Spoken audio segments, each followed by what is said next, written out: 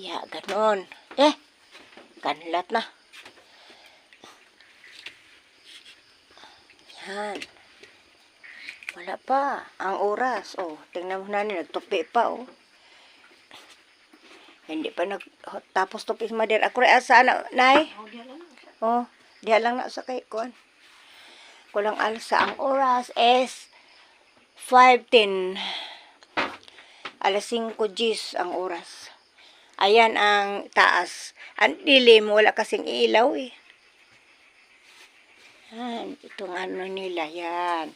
Yan, may radyo siyang maliit, si nanay. Ayan, radyo niyang maliit, oh. Tapos, rice cooker.